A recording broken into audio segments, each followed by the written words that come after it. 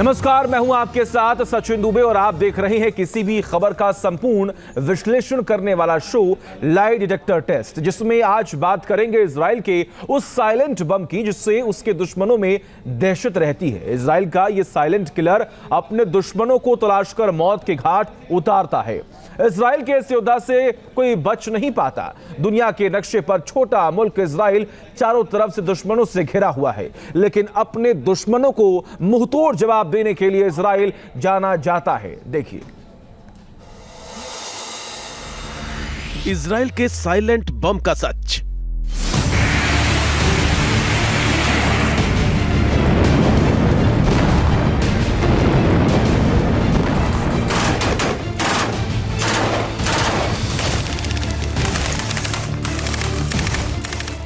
जिससे खौफ खाते हैं दुश्मन।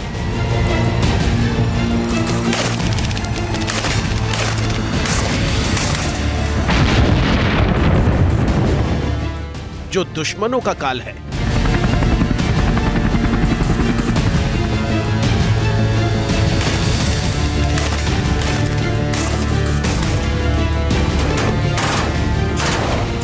जिसका दूसरा नाम है मौत।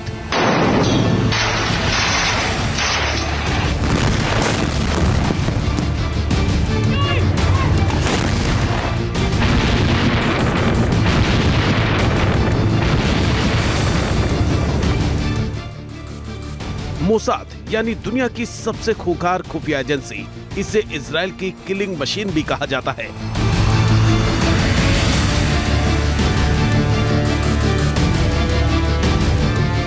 आतंक को करारा जवाब देना इजराइल को बखूबी आता है और यही वजह है कि अपनी काउंटर टेरर नीति के चलते इजराइल पूरी दुनिया के लिए एक मिसाल बन गया है।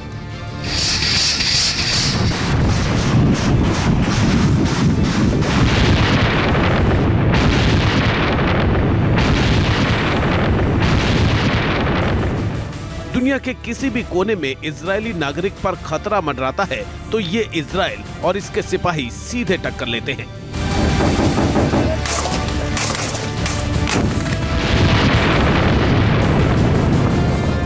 दुनिया के नक्शे पर इजराइल को खोजना मुश्किल होता है। आकार में छोटा है, चारों तरफ से दुश्मन देशों से घिरा हुआ है, लेकिन मजाल है कि उसे चोट देने वाला दुश्मन उसके निशाने से बच जाए। एक न एक दिन मारा ही जाता है। इजराइल की खुफिया एजेंसी मोसाद से बचने का कोई चांस ही नहीं है। चाहे जितना छिप ले या भाग ले, मोसाद को दुनिया की सबसे खूंखार एजेंसी इसलिए भी मानते हैं क्योंकि दुश्मनों को मारने का तरीका भी बेहद ही खास और साइलेंट होता है। जैसे टूथपेस्ट में जहर देकर, लकवा का इंजेक्शन देकर, एआई मशीन गन का भी इस्तेमाल मोसाद अपने खुफिया ऑपरेशन में करता है।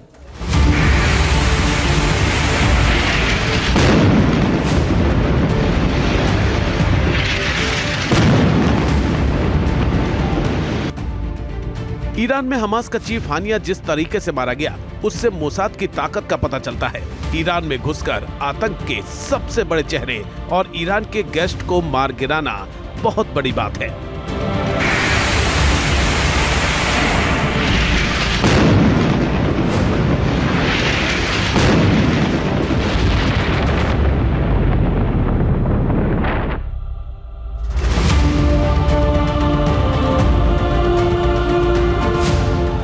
हानिया की हत्या ने एक बार फिर ये साबित कर दिया है कि इजराइल कहीं भी घुसकर अपने दुश्मनों का खात्मा कर सकता है।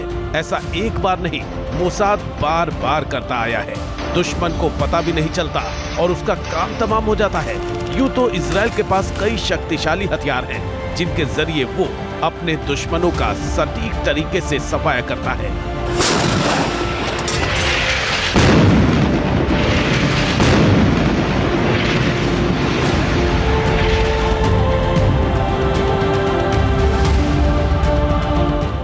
लेकिन मोसाद जिन तरीकों का इस्तेमाल करता है, उनमें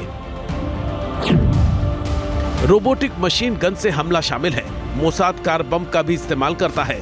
रिमोट बम के जरिए भी मोसाद दुश्मन का सफाया करता है। मोसाद के एजेंट जहरीली सिरिंज का भी इस्तेमाल करते हैं। साइबर हमले करने में भी माहिर होते हैं।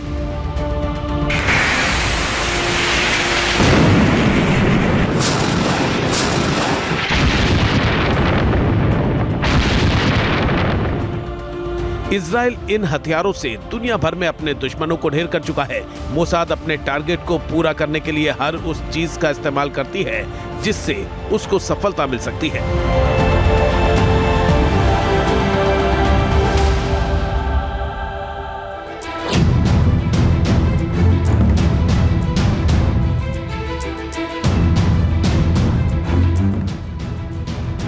4 जुलाई 1976 ये वो तारीख है जो इतिहास के पन्ने में दर्ज है। साल 1976 में एक विमान को फिलिस्तीनी मिलिशिया के 2 सदस्यों ने तेल अवीव से पेरिस जाते हुए अगवा कर लिया था। इस विमान में इजरायली नागरिक भी सवार थे। कुछ फिलिस्तीनी उग्रवादियों को रिहा करने की मांग उठाते हुए हाईजैकर्स ने विमान को युगांडा के एंटेबे एयरपोर्ट पर उतार दिया था। युगांडा पर उस वक्त तानाशाह ईदी आमीन का राज था और आमीन ने हाईजैकर्स का साथ दिया था। दुनिया की सभी ताकतें इस हाईजैकिंग से सन्न थी, लेकिन इजराइल अपने नागरिकों को यूं मरने नहीं दे सकता था और इसी वजह से इजरायली कमांडोज ने अपनी धरती से मीलों दूर युगांडा में एक खतरनाक कमांडो मिशन को अंजाम दिया था। विमान को बंधक बनाए जाने के एक हफ्ते बाद 4 जुलाई को इजरायली सेना रात के अंधेरे में एंतेबे पहुंची। इजरायली टीम की कमान संभाल रहे थे जोनाथन नेतन्याहू। जोनाथन इजराइल के वर्तमान प्रधानमंत्री बेंजामिन नेतन्याहू के भाई थे। एक विमान ने एंतेबे एयरपोर्ट पर लैंड किया। 3 गाड़ी टर्मिनल बिल्डिंग की ओर रवाना हुई। 3 गाड़ियों में 2 लैंड रोवर और एक काले रंग की मर्सिडीज कार थी। युगांडा के सैनिकों को चकमा देने के लिए गाड़ियों पर युगांडा का झंडा लगा हुआ था। इजराइल के सभी कमांडो ने युगांडा के सैनिकों की वर्दी पहन रखी थी। प्लान बेहद फुल प्रूफ था। ऑपरेशन का रिहर्सल किया गया था। गलती की कोई गुंजाइश नहीं थी, क्योंकि एक भी चूक होती इसका सीधा मतलब था कि न सिर्फ हाईजैक किए गए नागरिक बल्कि सभी इजरायली कमांडो भी मौत के घाट उतार दिए जाते। बस इजराइल से एक चूक हो गई थी। ईदी अमीन पहले ब्लैक मर्सिडीज इस्तेमाल कर रहा था, लेकिन कुछ दिन पहले से ही वो सफेद मर्सिडीज इस्तेमाल करने लगा था। यही मोसाद से चूक हो गई थी। जब एंटेबे एयरपोर्ट पर सफेद की जगह काली मर्सिडीज उतरी तो ये बात युगांडा के एक सैनिक को खटक गई। सैनिक ने जैसे ही अपनी राइफल तानी और कुछ कर पाता, उससे पहले इजराइल के कमांडो ने साइलेंसर लगी बंदूकों से उसे ढेर कर दिया। इससे युगांडा के दूसरे सैनिक सतर्क हो गए, लेकिन इजरायली कमांडो ने उनका काम तमाम कर दिया। अब बारी थी टर्मिनल बिल्डिंग की, जहां बंदूकों को रखा गया था। मोसाद कमांडो ने वेशभूषा से लेकर भाषा तक का ख्याल रखा था। कमांडो ने हिब्रू भाषा का इस्तेमाल किया और अपने मिशन को अंजाम तक पहुंचाया। मोसाद की टीम ने सभी अपहरणकर्ताओं को भी ढेर कर दिया और ऑपरेशन महज 20 मिनट के अंदर पूरा किया गया। ऑपरेशन खत्म होने के बाद लौटने का भी फुल प्लान था। ऑपरेशन एंतेबे पर इजराइल के 4 विमान गए थे। एक में तो गाड़ियां थी, 2 में सैनिक और चौथा विमान बंदूकों को लाने के लिए था। इजरायली सैनिकों ने वापस लौटने से पहले युगांडा के विमान को उड़ा दिया था, जिससे युगांडा के सैनिक पीछा भी नहीं कर सके।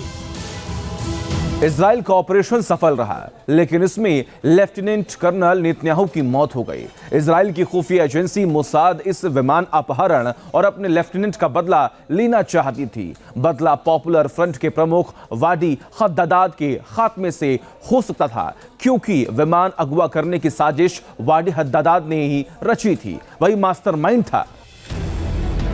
मोसाद का ऑपरेशन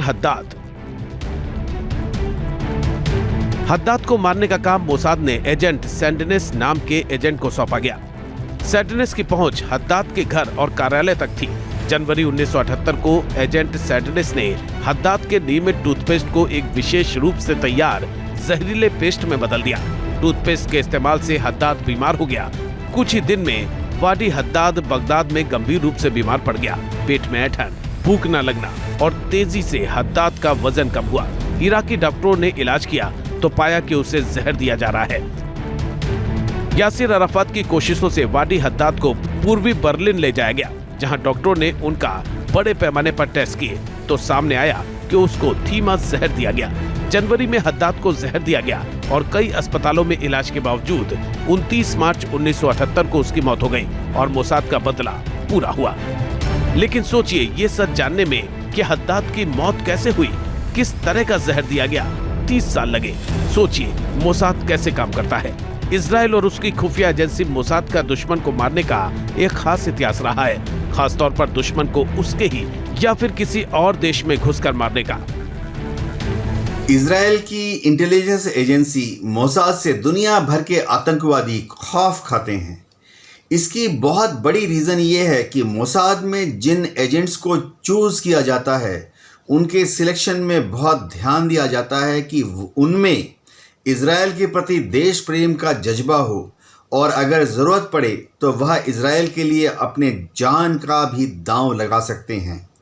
मोसाद अपने इन एजेंट्स को बहुत ही साइंटिफिक तरीके से ट्रेन करती है। जनवरी 2010 ईरानी प्रोफेसर मसूद अली मोहम्मदी की हत्या तेहरान में रिमोट बम से। नवंबर 2010 ईरानी वैज्ञानिक माजिद शाहरियारी की हत्या तेहरान में कार बम से। साल 2010 हमास कमांडर महमूद अल मबाहू की हत्या हाईटेक अल्ट्रासाउंड टूल से जहर देकर। जनवरी 2012 ईरानी वैज्ञानिक मुस्तफा अहमदी रोशन की हत्या कार बम का इस्तेमाल कर। साल 2020 ईरानी परमाणु वैज्ञानिक मोहसेन फकरी जादेह की हत्या एआई संचालित मशीन गन से। मई 2022 IRGC कर्नल हसन सैयद खोदाई की हत्या तेहरान में नजदीक से 5 गोलियां मारी गई।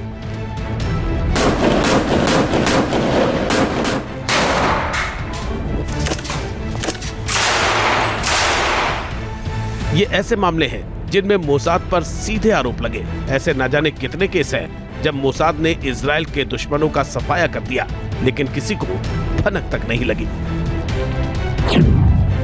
इजराइल का ऑपरेशन ओपेरा। 80 का दशक सद्दाम हुसैन की अगुवाई में इराक फ्रांस की मदद से अपने यहाँ एक परमाणु रिएक्टर का निर्माण कर रहा था, जिसके लिए दोनों देशों के बीच एक परमाणु संधि भी हुई थी। इसके बाद इसे बनाने का काम तेजी से चल रहा था। इजराइल को जब इस बात का पता चला तो उसकी पेशानी पर बल पड़ गए। इजराइल के कानों में सद्दाम हुसैन की धमकी गूंजने लगी और उसका चेहरा उसे डराने लगा। सद्दाम ने धमकी दी थी, अगर इराक में परमाणु बम बना तो इसका इस्तेमाल सिर्फ इजराइल पर होगा। इजराइल किसी भी कीमत पर इराक को परमाणु बम बनाने में सफल नहीं होने देना चाहता था। इसके लिए इजराइल ने लॉन्च किया ऑपरेशन ओपेरा, जिसका सिर्फ और सिर्फ एक ही मकसद था, इराक के परमाणु रिएक्टर को खाक में मिलाना। 7 जून 1981 को इजरायली समयानुसार 8 F-16 लड़ाकू विमान और बैकअप सपोर्ट के लिए 6 F-15 विमानों ने एथ-जियोन हवाई बेस से उड़ान भरी। सऊदी अरब और जॉर्डन के रडार की नजर से बचने के लिए सारे विमानों ने 150 से 300 फीट की ऊंचाई पर उड़ान भरना शुरू किया। देखते देखते इजराइल के कुल 14 लड़ाकू विमान इराक की सीमा में दाखिल हो गए। दुश्मन का ध्यान भटकाने के इरादे से कई विमानों ने अलग अलग दिशाओं की तरफ उड़ान भरनी शुरू की। चकमा देने के बाद पायलटों ने F-16 लड़ाकू विमानों को ऊंचाई पर ले जाना शुरू किया और तेजी से 8000 फीट की ऊंचाई पर पहुंच गए, जिसके बाद आसमान से बमों की बारिश होने लगी। देखते देखते कुछ ही मिनटों में इराक का ओसिराक परमाणु रिएक्टर जमींदोज हो चुका था। इस पूरे ऑपरेशन में इजराइल को किसी तरह का नुकसान नहीं हुआ, वहीं इराक के 10 लोग मारे गए। इस तरह इजराइल ने एक बार फिर दुनिया को दिखा दिया कि जो उससे टकराने की हिमाकत करेगा उसका यही अंजाम होगा। Team news nation. News nation अब व्हाट्सएप पर खबरों के ताजा अपडेट के लिए न्यूज़ नेशन के इस QR कोड को स्कैन करें।